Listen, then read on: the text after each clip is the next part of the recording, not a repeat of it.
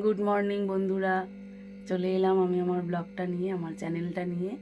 Aparna blog চ্যানেলে তোমাদের সবাইকে স্বাগত জানালাম। তোমরা সবাই নিশ্চয়ই খুব ভালো আছো, সুস্থ আছো। আমিও ভালো আছি, সুস্থই আছি। কাশিটা এখনও যায়নি, হালকা হালকা হচ্ছে। তো যাই হোক, এই নিয়ে দিন কেটে যাচ্ছে ভগবানের কৃপায়, তোমাদের ভালোবাসায়। তো দেখো, আমি সকাল শুরু হয়েছে অনেকক্ষণ, এখন 7:45 বাজে। তো আমি আমার ব্লগটা এই 7:45 থেকেই শুরু করলাম। তো চলে এসেছি ঠাকুর ঘরে। তোমরা বুঝতেই পারছো যে আমি ঠাকুর ঘর থেকে আমার ব্লগটা শুরু করেছি। মুখে রোদ পড়ছে। ঠাকুর ঘর থেকে ব্লগটা শুরু করলাম। ঠাকুর পুজো এখনও শুরু করিনি, বসেছি সবে পুজো করতে। তুলসী ধানে জল দিয়ে এলাম, গঙ্গা জল ছড়া দিয়ে এলাম, বাসন ধুয়ে নিয়েছি দেখো। তো সবই হয়ে গেছে, এবার বসেছি পুজোটা সারার জন্য। সেই মুহূর্তে তোমাদের সাথে একটু কথা বলে নিলাম। তো আমার গোপাল দর্শন করো, পুজো করার আগেই দর্শন করে নাও। তারপরে পুজো করার পরে আবার তোমাদের দর্শন করাবো, যদি মনে থাকে। আমার সমস্যাটা কি বলো তো, মানে মনে থাকে না ভিডিও করতে। যখন মনে পড়ে তখনই তোমাদের সাথে কিছুটা শেয়ার করি।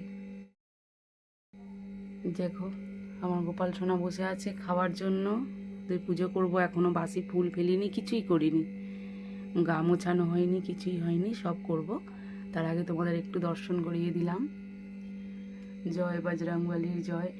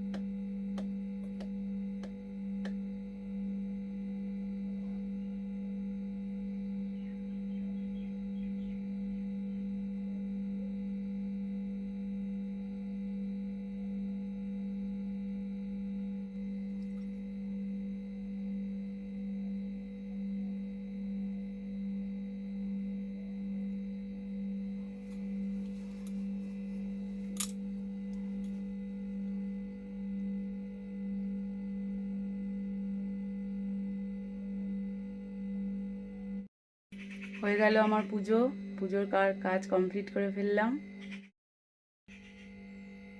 দেখো, সকালবেলা আমি গোপালকে বিস্কুট দিয়ে ভোগ দিই।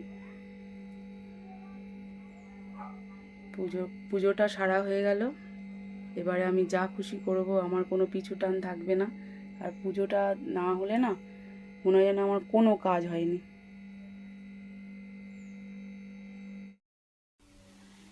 এদিকে দেখো, এটা হচ্ছে ফ্রিজে দুধটা ছিল, পরশু দিনের দুধ, এটা ফ্রিজে ছিল। জাল দিয়ে দেখছি যে ভালো আছে না খারাপ আছে। তো দেখছি যে ভালোই আছে, দুধটা খারাপ হয়নি। নইলে না চা বসাবো আর কেটে গেলেই সমস্যা, তখন চাটা খেতে আর ভালো লাগবে না। এটা হচ্ছে কালকেকার দুধ, সব ফ্রিজে থাকে, জাল দিই না। আর জাল দিয়ে নিয়ে আজকে চা করব ভাবছি। আর একটু গ্লুকোজের জল নিলাম খাবো বলে। সকালবেলা উঠে যেন শুধু জলটা একদম খেতে পারি না, এই জন্য একটু গ্লুকোজগুলো নিয়েছি। আর ঠাকুরের চরণের একটা তুলসী পাতা নিয়েছি, খাবো।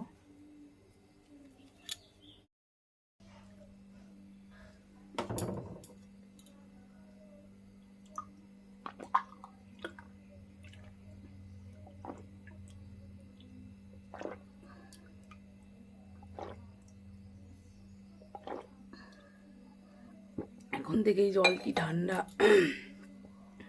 তুলসী পাতা নাকি চিবোতে নেই দাঁত দিয়ে, তার জন্য গিলে নিলাম। দাঁতে নাকি ঠেকাতে নেই তুলসী পাতা। আজকে চায়ের খদ্দের দেখো, ইনি খাচ্ছে, 2-3 দিন হয়ে গেল, আর একজন বেড়েছে চায়ের খদ্দের। খা, ঠান্ডা হয়ে যাবে তো।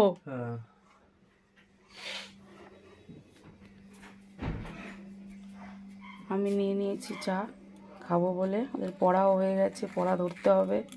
এদিকে ভাতও বসিয়ে দিয়েছি, ডাল সেদ্ধ বসিয়ে দিয়েছি। হয়ে গেলে একটা ডিম ভেজে দেবো, খেয়ে স্কুলে চলে যাবে।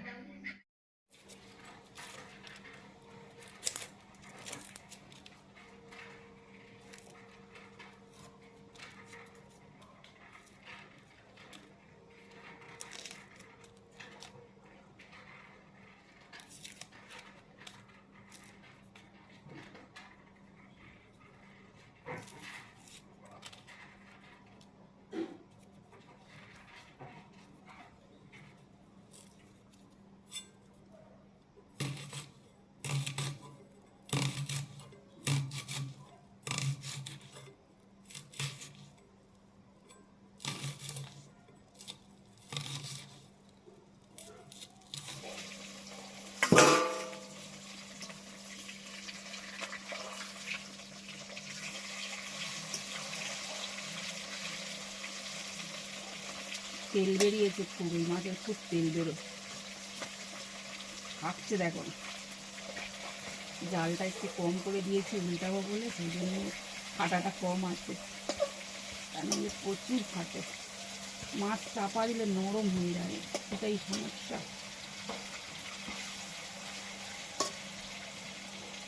কিন্তু তবুও চাপা দিতেই হবে।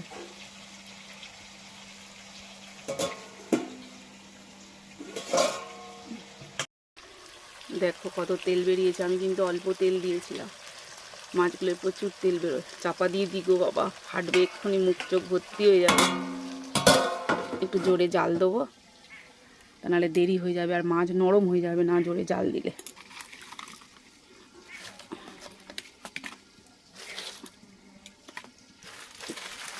যখন তরকারি পরে খাবো তখন দারুণ লাগবে খেতে, কিন্তু ভাজাটা খুব কঠিন।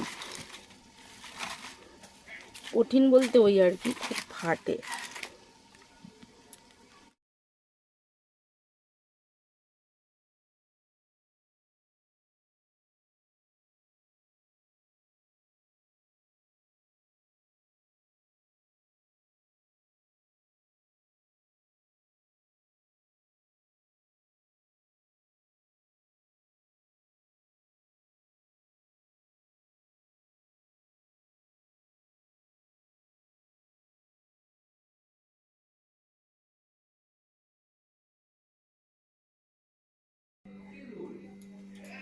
চলে এলাম পড়িয়ে, এসে ড্রেসটা চেঞ্জ করলাম।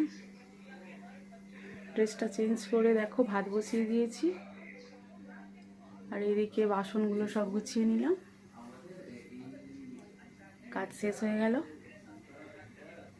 এবারে ভাতটা হয়ে গেলে কুট্টুকে খাওয়াবো, তারপর ওদেরকে খেতে দেবো। প্রচণ্ড ঘুম পাচ্ছে, চোখ জুড়ে আসছে ঘুমেতে।